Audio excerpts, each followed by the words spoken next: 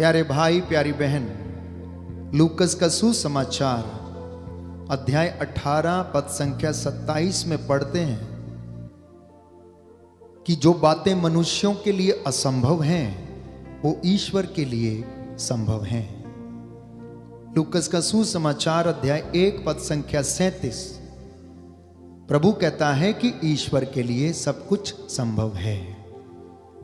तो जो व्यक्ति इस बात को इनकार करता है या विश्वास नहीं करता है कि ईश्वर इस रोटी के टुकड़े में कैसे रह सकता है, तो वो सुसमाचार के इन वचनों पर विश्वास नहीं करता कि जो बातें आपके और मेरे लिए असंभव हैं वो ईश्वर के लिए संभव है।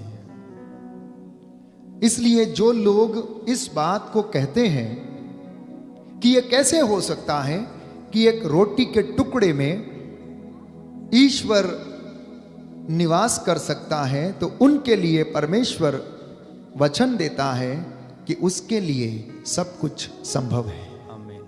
उसके लिए सब कुछ संभव है।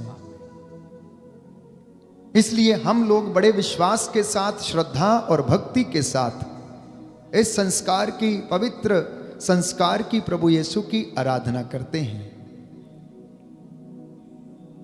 प्यारे भाइयों और बहनों, और इसी विश्वास के साथ हजारों लोग संध्या के समय आप हम लोगों के साथ जुड़ते और प्रार्थना करते हैं, और हम प्रभु की वेदी पर खड़े होकर उसकी स्तुति और महिमा करते हैं। मत्ती का सुसमाचार अध्याय 7 पद संख्या 7। हम सभी लोगों को अधिकांशता ये वचन मालूम है कि मांगो और तुम्हें दिया जाएगा, खटखटाओ और तुम्हारे लिए खोला जाएगा, ढूंढो और तुम्हें मिल जाएगा। दाहिना हाथ उठाकर वचन दोहराएंगे। प्रभु का वचन कहता है, मत्ती का सुसमाचार अध्याय 7 पद संख्या 7, मांगो और तुम्हें दिया जाएगा, खटखटाओ और तुम्हारे लिए खोला जाएगा, ढूंढो और तुम्हें मिल जाएगा। हालेलुया, यीशु की स्तुति हो, यीशु को धन्यवाद। तो इसी विश्वास के साथ मसीह लोग, विश्वासी लोग प्रभु के सामने आते हैं और रोज प्रार्थना करते हैं। We offer every day our intercessions to the Lord, believing in His words, what He has said just now in the Gospel of Saint Matthew chapter 7 verse 7। परंतु उसी अध्याय में पद संख्या 21 में हम पढ़ते हैं, उसी अध्याय में पद संख्या 21 में हम पढ़ते हैं कि जो लोग मुझे प्रभु प्रभु कहकर पुकारते हैं उनमें सब के सब स्वर्ग राज्य में प्रवेश नहीं करेंगे। जो मेरे स्वर्गीय पिता की इच्छा पूरी करता है वही स्वर्ग राज्य में प्रवेश करेगा। उस दिन बहुत से लोग मुझसे कहेंगे, प्रभु क्या हमने आपका नाम लेकर भविष्यवाणी नहीं की, आपका नाम लेकर अबदूतों को नहीं निकाला, आपका नाम लेकर बहुत से चमत्कार नहीं दिखाए? तब मैं उन्हें साफ साफ बता दूंगा कि मैंने तुम लोगों को कभी नहीं जाना। अरे कुकर्मियों, मुझसे दूर हटो। तो कहने का तात्पर्य यह है कि मुझे और आपको प्रार्थना के साथ साथ, आराधना के साथ साथ, अच्छे कामों के साथ साथ प्रभु की इबादत में रहना, उसके वचन पर भरोसा करना और अपने जीवन को प्रार्थनामय बनाना, यह निहायत ही जरूरी है। हमारी कथनी और हमारी करनी में, प्यारे भाइयों और बहनों, समानता होने की आवश्यकता है। यदि हमारी कथनी और करनी में समानता नहीं है, अगर इनमें अंतर है, तो यह स्वाभाविक है कि हम ईश्वर की कृपा के पात्र नहीं बने रहेंगे। यह प्रभु का वचन आज आपसे और मुझसे बातें करना चाहता है। इसलिए हम प्रार्थना तो करते परंतु हमें मिलता नहीं है। क्यों? क्योंकि हमारी प्रार्थना में और हमारे कामों में जमीन आसमान का फर्क है, बहुत सारा अंतर है उसमें। तो याकूब इसके विषय में हमें बताता है। वचन में हम पढ़ते हैं अध्याय 4 पद संख्या 3 में, book of James chapter 4 verse 3, पद संख्या 2 से हम पढ़ेंगे। आप अपनी लालसा पूरी नहीं कर पाते और इसलिए हत्या करते हैं। आप जिस चीज के लिए ईर्ष्या करते हैं उसे नहीं पाते और इसीलिए झगड़ते हैं। आप प्रार्थना नहीं करते इसलिए आप लोगों के पास कुछ नहीं होता। जब आप मांगते भी हैं तो आप इसीलिए नहीं पाते कि अच्छी तरह प्रार्थना नहीं करते। आप अपनी वासनाओं की तृप्ति के लिए धन की लालसा और धन की प्रार्थना करते हैं। ये वचन प्यारे भाइयों और बहनों, हम उन लोगों के लिए है जो सोचते हैं प्रार्थना करते हैं लेकिन हमें मिलता क्यों नहीं है। तो याकूब इसके विषय में स्पष्ट करता है कि आप अपनी वासनाओं की तृप्ति के लिए धन की प्रार्थना करते हैं। प्रभु मेरा घर बन जाए, प्रभु मुझे नौकरी मिल जाए, प्रभु मेरा वीजा लग जाए, प्रभु मेरी फाइल आगे बढ़ जाए, प्रभु मेरी पेंशन मुझे मिल जाए, प्रभु मेरी लड़की की शादी हो जाए, प्रभु मेरे अच्छा दामाद मिले, प्रभु मेरी अच्छी देवरानी मिले, प्रभु मेरे इस काम को हो जाए। स्वार्थ की प्रार्थना। परंतु वचन हमें क्या बताता है? नित्य प्रतिदिन ईसा मसीह के द्वारा पिता ईश्वर की इच्छा यह है कि आप धन्यवाद की प्रार्थना अर्पित किया करें। आपका मन, आत्मा और हृदय ईश्वर में संतोष प्राप्त करें। तो जब संतुष्टि का धन और कृपा आपके और मेरे जीवन में आ जाती है तो सब धन धूल के समान हो जाता है। इसलिए एक दोहा याद है मुझे, बचपन में जब छोटा था तो मैं कंठस्थ किया करता था इन दोहों को जब हम हिंदी की विषय में पढ़ते थे। जब आवे संतोष धन, सब धन धूल समान। कि जब संतुष्टि का धन इंसान के जीवन में आ जाता है तो बाकी के सारे धन उसे धूल के समान लगते हैं। प्यारे भाइयों और बहनों, एक समय था, मैंने आपसे पहले भी बताया, जब मैं चीजों के पीछे दौड़ता था, गैजेट्स के पीछे दौड़ता था, बहुत सारी चीजों को, गैजेट्स को कमरे में ला के रखना, सजाना, शोकेस सजाना, बड़े बड़े इलेक्ट्रॉनिक्स गैजेट को सजाना। आज वो ऐसे ही पड़े हुए हैं, सब काम ही नहीं आते हैं, उनसे कुछ यूज करना ही नहीं बनता है, मौका ही नहीं मिलता, समय ही नहीं मिलता कि उनको हम इस्तेमाल करें। उनके ऊपर धूल जम रही है। मुझे तबला बजाने का बहुत शौक है तो मैंने तबला बजाना सीखा। तो बेस्ट ऑफ द तबले का सेट मेरे पास 3-3 सेट हुआ करते थे। अब भी 3 सेट पड़े हुए हैं। 5-6 साल से उसको छुआ ही नहीं, बजाया ही नहीं, क्योंकि अब हमारे पास इलेक्ट्रॉनिक इंस्ट्रूमेंट है जिसमें कि सब कुछ पड़ा हुआ है। प्यारे भाइयों और बहनों, अब संतुष्टि इसमें रहती है कि कितना हम प्रभु का वचन और कीर्तन कर सकें और लोगों को आकर्षित कर सकें। अब उसकी जरूरत ही नहीं पड़ती, वो ऐसे लगता है और वो बेकार है। इसी तरह से हमारे जीवन में बहुत सारी इच्छाएं, लालसाएं, जब बच्चा एडोलेसेंट होता है या टीनेजर होता है या थोड़ा और युवक होता है तो उसे इन सारी चीज़ों की इकट्ठा करने की आदत होती है। कई लोगों को ऐसे सामान इकट्ठे करने की आदत होती, कमरे भरने की आदत होती, लेकिन जो प्राथमिकता है उसको वो भूल जाता है। तो प्रभु मुझसे और आपसे कहता है कि तुम्हारी प्रार्थना इसलिए नहीं सुनी जाती क्योंकि वो धन की प्रार्थना है, स्वार्थ की प्रार्थना है, शारीरिक चीजों की जरूरत को पूरा करने की प्रार्थना है। परंतु परमेश्वर क्या हमसे चाहता है कि वो आपकी ये सारी इच्छाओं को पूरा करता है, लेकिन सबसे पहले प्राथमिकता वो ये है कि हम पाए हुए वरदानों के लिए नित्य प्रतिदिन उसका धन्यवाद करें, उसका शुक्रिया करें। यूहन्ना के सुसमाचार अध्याय 15 पद संख्या 7 में एक सुंदर वचन प्रभु हमें देता है कि यदि तुम मुझ में रहो तो जो मांगो वह तुम्हें दे दिया जाएगा। यदि तुम मुझ में रहो और जो भी मांगो तो वो तुम्हें दे दिया जाएगा।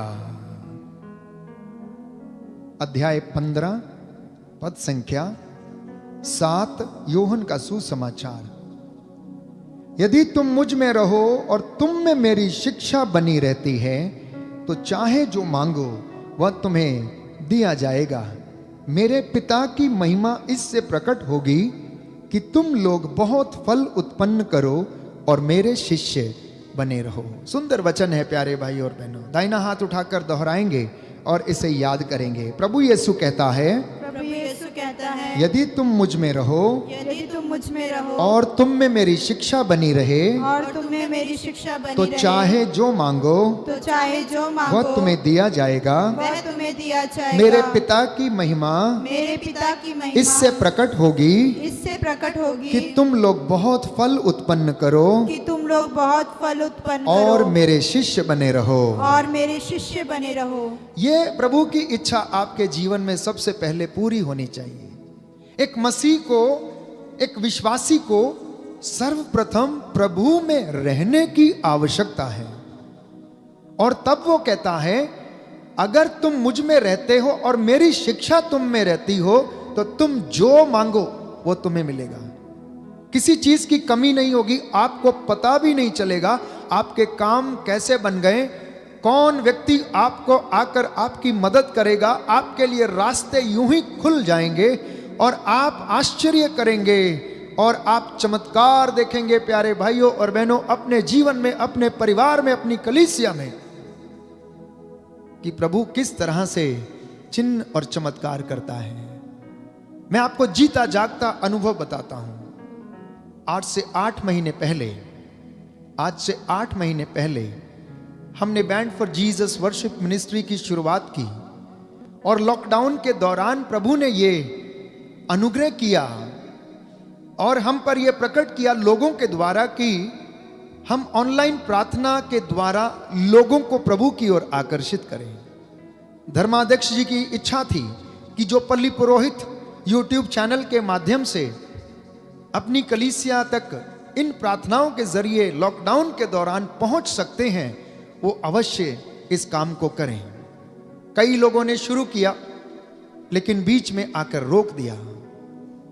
लेकिन प्यारे भाइयों और बहनों, प्रभु ने हमारे रुद्रपुर की कलीसिया को और हमारे इन चुने हुए लोगों को, हमारी टीम को, हमारी धर्म बहनों को यह प्रेरणा दिया कि हम इस आराधना के दौरान बड़ी तन्मयता से, बड़े हृदय के साथ, मध्यस्थता करते हुए, उपवास करते हुए जो हमारे टीम मेंबर्स करते हैं, हम आपके साथ जुड़े रहे।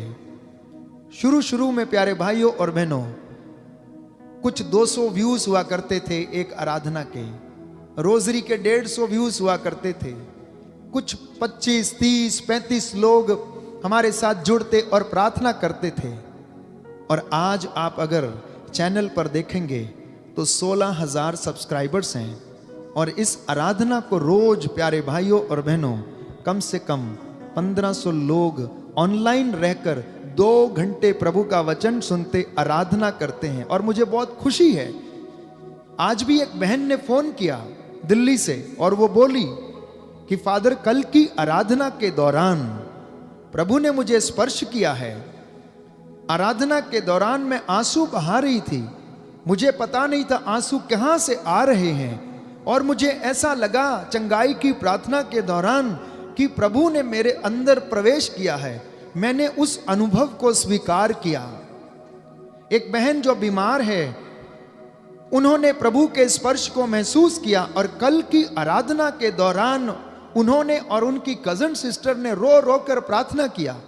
और आज उनका मैसेज आया कि उनके लीवर में जो इन्फेक्शन था उसका रिपोर्ट डॉक्टर ने बताया है कि अभी वो ठीक हो रहा है। प्यारे भाइयों और बहनों, आपके जब अनुभव और आपकी गवाहियां जब मैं सुनता हूं तो मैं ईश्वर को कोटि कोटि धन्यवाद देता हूं, क्योंकि उसके लिए कुछ भी असंभव नहीं है। कभी कभी लोगों की धारणा है कि ऑनलाइन प्रार्थना में रहकर अनॉइंटिंग नहीं मिल सकती है, अभिषेक नहीं मिल सकता है।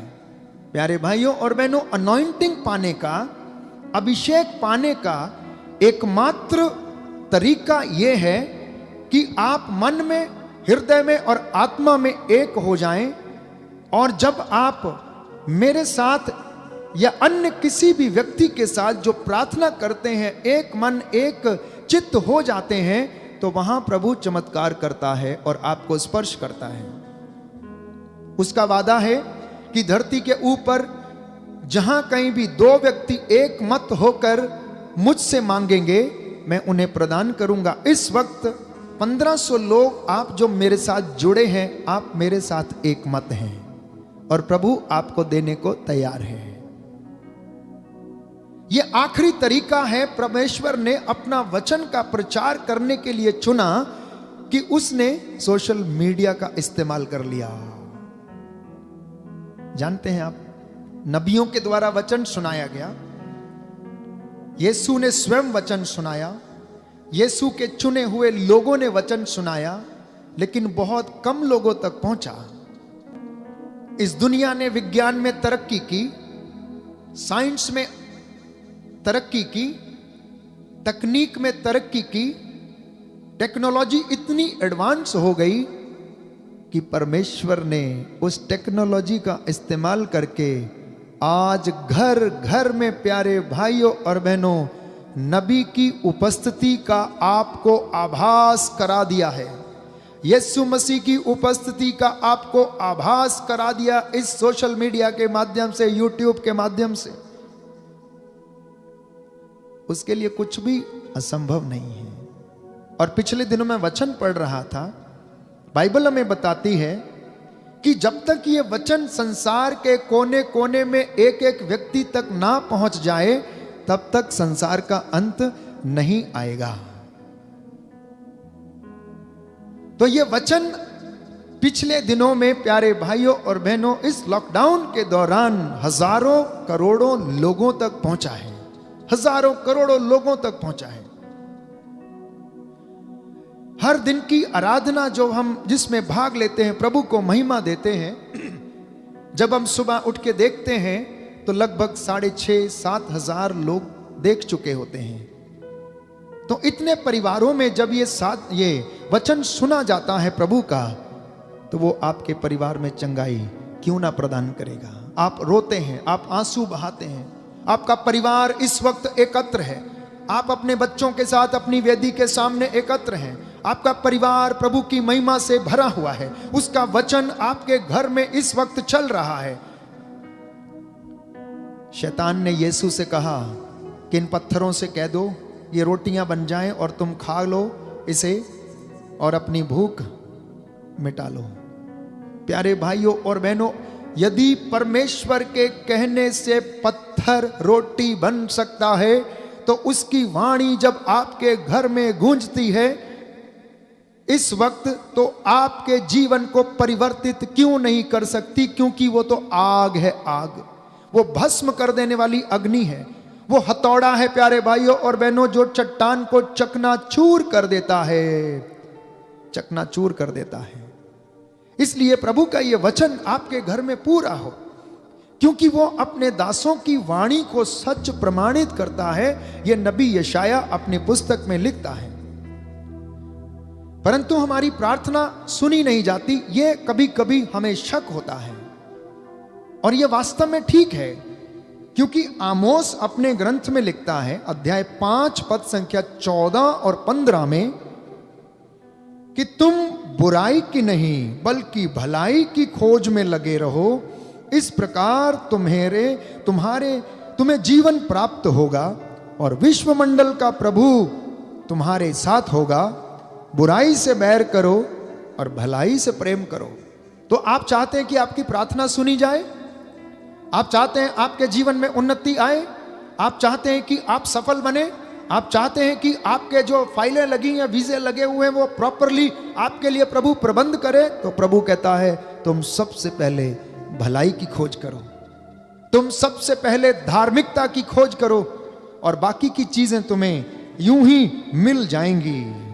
बुराई की नहीं, भलाई की खोज में लगे रहो, तभी तुम्हें जीवन प्राप्त होगा। कई लोगों को जीवन प्राप्त नहीं है, वो जीते जी भी मुर्दों के जैसे हैं, चलते फिरते हैं लेकिन आराम नहीं है, चैन नहीं है, बेचैन है, भटकते फिरते हैं इधर उधर, क्योंकि भलाई की खोज में नहीं है, बुराई की खोज में है। इसलिए निर्गमन ग्रंथ हमें बताता है कि मनुष्य का स्वभाव पाप की ओर है, मनुष्य का झुकाव पाप की ओर है। अध्याय 32 पद संख्या 22 में हम पढ़ते हैं कि मूसा जब विधान की पाटियां लेकर पर्वत से नीचे उतरा, तो वो क्या देखता है कि लोगों ने, इजराइलियों ने सोने का बछड़ा बनाया और उसकी एक प्रतिमा बनाई और वे उसकी पूजा करने लगे। जब वो मंदिर पर्वत से नीचे उतर रहा था तो उसने देखा और वो क्रुद्ध हो गया।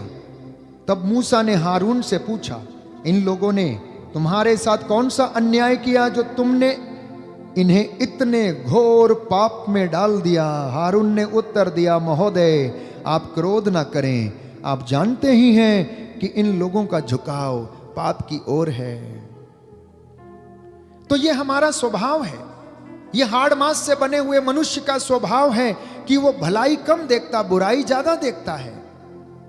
वो अपनी स्थिति पर विचार नहीं करता है, दूसरों की स्थिति पर ज्यादा विचार करता है, दूसरों के घर पर ज्यादा मनन चिंतन करता, दूसरों के बच्चों के विषय में ज्यादा मनन चिंतन करता, अपने बच्चों के विषय में नहीं, अपने घर के विषय में नहीं, अपने कामों के विषय में नहीं। क्यों? क्योंकि इनका झुकाव पाप की ओर है। हमारी आंखें, हमारा मन, हमारे कान, हमारा शरीर अधिकांशता बुराई को सुनने देखने के लिए पसंद करते हैं। आप और मैं रोज अपने दिन में आप मनन चिंतन करके देखिए कि हमारा झुकाव किस ओर है, प्रभु के कामों की ओर है, प्रभु की इबादत की ओर है, या हमारे सांसारिक कामों की ओर है, या फिर उस बुराई को देखने की ओर है। तो परमेश्वर कहता है कि मैंने तुम्हारे सामने दोनों चीजें रखी हैं, तुम स्वतंत्र हो, भलाई चुन लो या बुराई चुनो। विधि विवरण ग्रंथ अध्याय 30 पद संख्या 19, यदि तुम भलाई चुनते हो तो तुम्हारे जीवन में अच्छा होगा, यदि तुम बुराई चुनते हो तो तुम्हारे जीवन में बुरा होगा। वचन आप खोल के पढ़ सकते हैं, विधि विवरण ग्रंथ अध्याय 30 पद संख्या 19, मैं तुम्हारे सामने भलाई और बुराई दोनों रखता हूं। तो हर मनुष्य को, हर परिवार को, हर युवक को, हर युवती को, हर दंपति को, हर अभिषिक्त को, हर प्रचारक को, हर धर्म संगी व्यक्ति को यह चुनना होगा, भलाई या बुराई। यह प्रभु की इच्छा है। तो आपकी फ्रीडम के ऊपर निर्भर करता है आपकी अनॉइंटिंग, आपकी स्वतंत्रता के ऊपर आपका अभिषेक निर्भर करता है। यदि आप भले कामों को, प्रभु की बातों को चुनते हैं तो उसका मसा, उसका अभिषेक आप पर बना रहता है। इसलिए भजन संहिता 141 पद संख्या 4 में हम पढ़ते हैं कि हे प्रभु मेरे हृदय को बुराई की ओर झुकने ना दे, हे प्रभु मेरे हृदय को बुराई की ओर झुकने ना दे। अध्याय 34 स्तोत्रकार पद संख्या 13 और 15 में कहता है कि तुम में से कौन है जो लंबी आयु और अच्छा जीवन चाहता है। स्तोत्र संख्या 34 पद संख्या 13 से हम 15 में पढ़ेंगे कि तुम में से कौन लंबी आयु चाहता है, लंबा जीवन कौन तुम में से चाहता है, तो तुम ना तो अपने जीभ को बुराई बोलने दो और ना अपने होठों को कपटपूर्ण बातें। बुराई से दूर रहो, भलाई करो और शांति के मार्ग पर बढ़ते रहो। प्रभु की कृपा दृष्टि धर्मियों पर बनी रहती है, वह उनकी पुकार पर कान देता है। तो अगर आपकी पुकार नहीं सुनी जा रही, आपकी प्रार्थना नहीं सुनी जा रही, तो इसका सीधा सा स्पष्ट कारण है कि हमारी धार्मिकता में कमी है, हमारे भलाई के कामों में कमी है। इसलिए मेरी और आपकी प्रार्थना नहीं सुनी जाती है। प्यारे भाइयों और बहनों, आमोस लिखता है अध्याय 5 पद संख्या 6 में, जीवित रहने के लिए प्रभु को ढूंढना। तुम जिंदा रहना चाहते हो, प्रभु को ढूंढना। मरना चाहते हो तो बुराई को ढूंढना। भलाई को ढूंढोगे तो ईश्वर साथ रहेगा, अगर बुराई को ढूंढोगे तो वो तुम्हें छोड़कर चला जाएगा।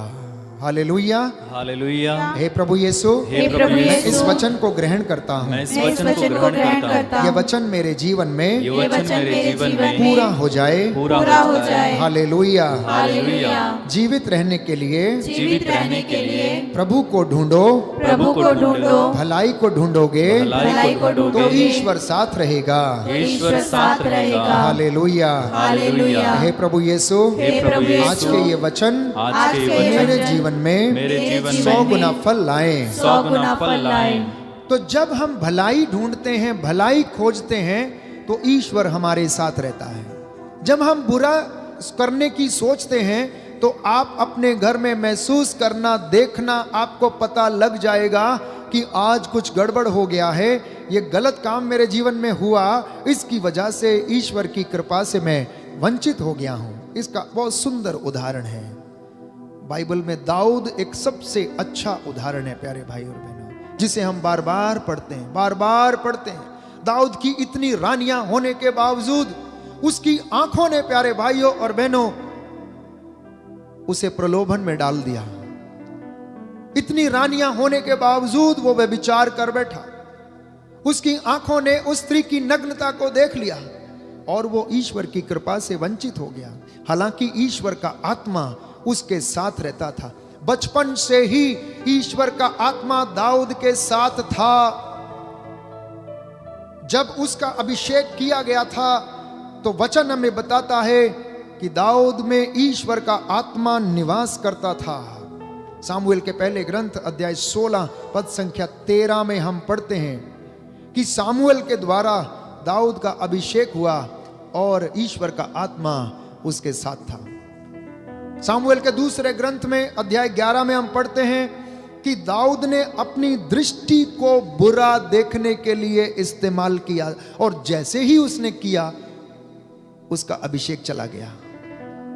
उसे सिंहासन से वंचित कर दिया गया, उसे महल छोड़कर भागना पड़ा। और प्यारे भाइयों और बहनों, उसके बाद उसने पश्चाताप के आंसू बहाए, पश्चाताप के आंसू बहाए।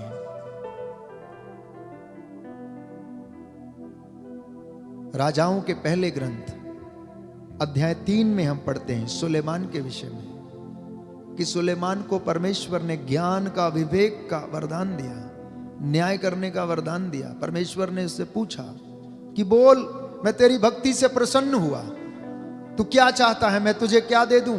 उसने कहा मुझे कुछ भी नहीं चाहिए, ना सोना ना चांदी, कुछ भी नहीं चाहिए, ना हीरे ना मोती ना राजपाट, कुछ नहीं। एक ही बात दे और वो दे कि मुझे विवेक का वरदान प्रदान कर, ज्ञान का वरदान प्रदान कर। और प्रभु ने उसे दिया। परंतु सुलेमान भी गलती कर बैठा।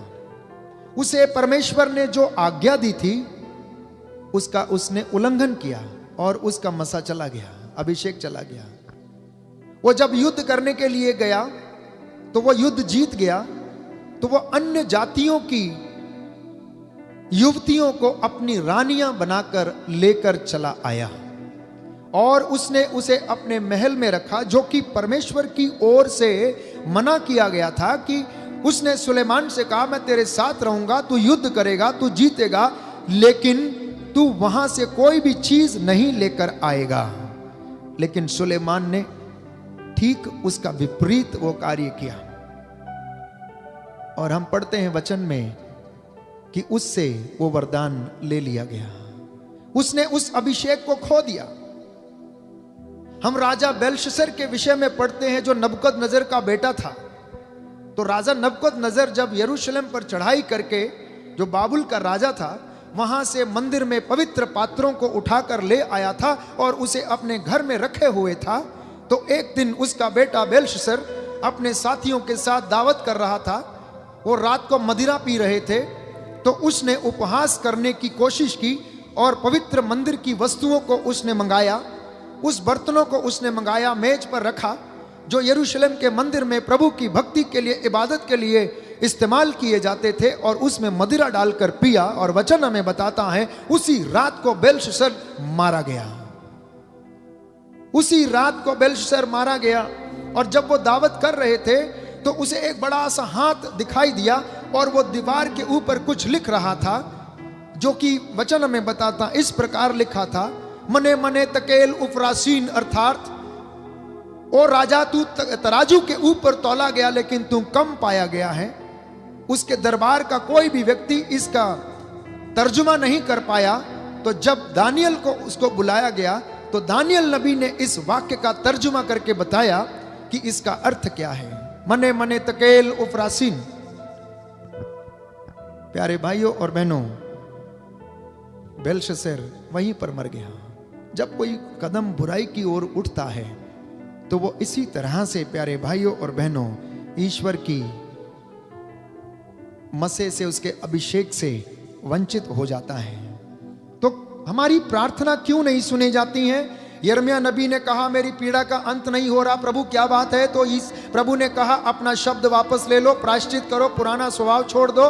तुमने अपनी माता को कोसा है, तुमने अपने गर्भ को जो तुम्हारी माता ने धारण किया था, तुमने उसका मजाक उड़ाया। तुम अपने शब्द वापस लो तो मैं तुम पर दया करूंगा, तुम्हें जीवन प्रदान करूंगा। तुम अपनी जीभ को बुराई मत बोलने दो, कपटपूर्ण बातें मत बोलने दो, तो तुम्हें सुख शांति मिलेगी, तुम्हें लंबी आयु प्रभु प्रदान करेगा। हम वचन में पढ़ते हैं यशायाह नबी का ग्रंथ अध्याय 1 पद संख्या 13, 14 और 15। यशायाह नबी का ग्रंथ अध्याय 1 पद संख्या 13, 14 और 15 वचन हम खोलेंगे और पढ़ेंगे। अध्याय 1, 13, 14 और 15। 11 से पढ़ेंगे।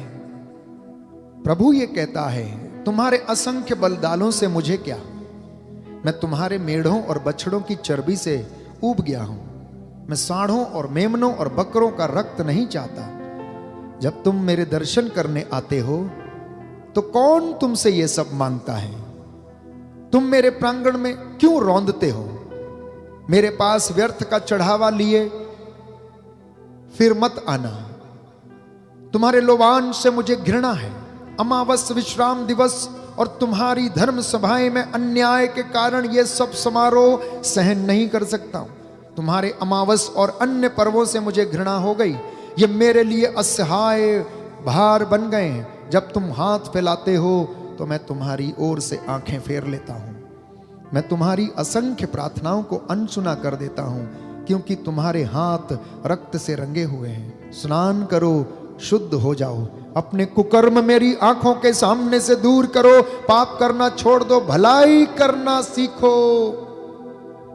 Seek to do always good things, seek for the goodness. तो आज का जो मुख्य विषय जिस पर प्रभु आपका ध्यान केंद्रित करना चाहता है वो ये है कि आप भलाई करना सीखें, पवित्रता में बने रहना सीखें, प्रार्थना के द्वारा अपने आप को प्रभु की हजूरी में बनाए रखें। अध्याय 59 नबी ईसायाह का ग्रंथ हम पढ़ते हैं, यदि आप भलाई खोजेंगे तो उसका हाथ जो बचाने में समर्थ है, उसका हाथ छोटा नहीं है जो आप तक पहुंच नहीं सकता है, उसका हाथ बचाने में समर्थ है। वो तुम्हारी रक्षा करेगा, वो तुम्हारी रक्षा करेगा। प्यारे भाई, प्यारी बहन, वो हाथ इस वक्त आपके घर पर छाएगा, आप पर उतरेगा। कई लोग इस वचन को महसूस करते, जो रिसीव करते अनॉइंटिंग, कि प्रभु आपके घर में आपको मसा प्रदान करता है। कल शाम के समय लगभग 7:30 बजे के आसपास एक व्यक्ति आया। 2011 में उसने प्रभु में विश्वास किया था, लेकिन कुछ कारणों की वजह से वो बहुत लंबे समय तक उससे वंचित रहा। हालांकि मन ही मन में वो विश्वास किया करता था और प्रभु की बातों को सुनता था, तो उसका मन परिवर्तन कहां से हुआ? वो हमारे धर्म प्रांत में बरेली में रिक्शा चलाया करता था, ऑटो रिक्शा। तो वहां पर एक चर्च है, उसकी 4 दीवारी पर प्रभु के वचन लिखे हुए थे। तो उन वचनों को उसने पढ़ा। जब वो उन वचनों को पढ़ता था तो कल शाम के वक्त वो मुझे बता रहा था, यहां मिलने के लिए आया था, कि फादर जी उन दिनों मुझे वो समझ में नहीं आए, पर मेरी बहुत इच्छा होती थी कि मैं चर्च में जाऊं, लेकिन लोगों ने मुझे भड़काया और मुझे जाने नहीं दिया, और मैं बड़े लंबे समय तक मैं ऐसे यूं ही वंचित रहा। कई बार जब मैंने जाने की कोशिश की, परंतु ऐसा संभव नहीं हो पाया। कुछ महीनों से उसने यहां पर आना शुरू किया था, वचन को सुनना शुरू किया था, तो उसने अपने जीवन में उन दिनों को याद किया। 2011 की बात प्यारे भाइयों और बहनों, और कल उस व्यक्ति ने मुझसे कहा और अंगीकार किया बड़े विश्वास के साथ, फादर ये बीज 2011 में बोया गया था, लेकिन अब उसका फल मुझे मिल रहा है। मैंने कहा कैसे? तो उसने अपना एक अनुभव बताया कि मैं एक गरीब आदमी हूं, मैं एक 3 व्हीलर चलाता हूं, और कुछ दिनों के पहले इस लॉकडाउन के दौरान उसका 3 व्हीलर चल नहीं रहा था और हमारे पास कुछ भी नहीं था।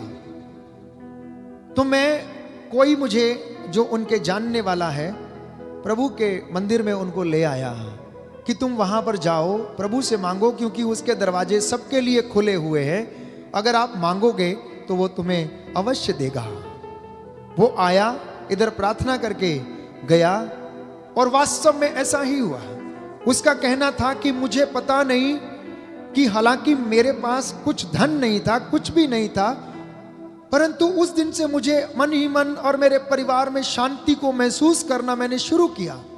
जिन चीजों के लिए मैं परेशान रहता था, अब मैं उन चीजों के लिए परेशान नहीं रहता हूं, मैं विचलित नहीं हूं। मेरा ऑटो भी चलने लगा, मेरी कमाई भी होने लगी, मेरे घर में शांति भी आने लगी, और जिस दिन से मैं इस वचन को सुनता हूं, आराधना को सुनता हूं, मुझे बड़ी शांति मिलती है। और एक दूसरी बात उसने मुझसे कही कि मेरे घर में एक बूढ़ा पिता है। जब आपने इन वचनों को बोला, प्रवक्ता ग्रंथ में हम पढ़ते हैं कि पिता की सेवा शुश्रूषा कभी नहीं भुलाई जाएगी।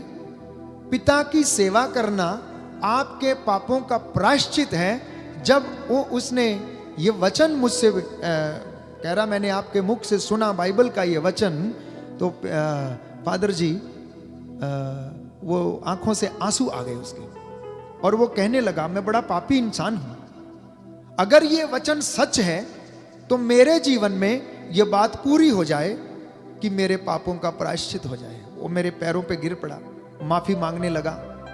मैंने प्रभु के नाम पर उससे कहा, आपने जैसा विश्वास किया वैसा आपके जीवन में हो जाए।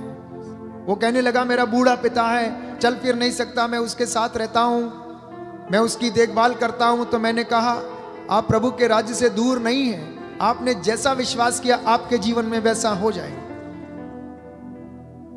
तो ये चमत्कार प्यारे भाइयों और बहनों प्रभु जीवन में करता है। जब हम उसके पास लौटते हैं, जब हम अपने आप को शुद्ध करते हैं, प्रभु कहता अपने आप को शुद्ध करो क्योंकि तुम शुद्ध नहीं हो, स्नान करो जिससे कि तुम प्रभु की कृपा के पात्र बन जाओ। मेरी आंखों से अपने बुरे कामों को दूर करो, भलाई खोजो, भलाई करो, और प्रभु तुम्हारे साथ रहेगा। जीवित रहने के लिए प्रभु को ढूंढना, जीवित रहने के लिए प्रभु को ढूंढना। प्रभु ने इजराइलियों से कहा, ओ इजराइलियों तुम क्यों मरना चाहते हो? ये पुराने रास्ते छोड़ो, इन सारी बातों को, बदकारियों को त्यागो और मेरे पास लौटो और मैं तुम्हारे पास लौटूंगा। ये प्रभु आज हमसे बात करना चाहता है। ये वचन हमारे जीवन में 100 गुना फल लाएं, हम उसकी स्तुति करें, आराधना करें और भलाई खोजें और प्रभु की महिमा में सदा बने रहें। इस विशेष कृपा के लिए हम प्रार्थना करें और प्रभु की स्तुति करें।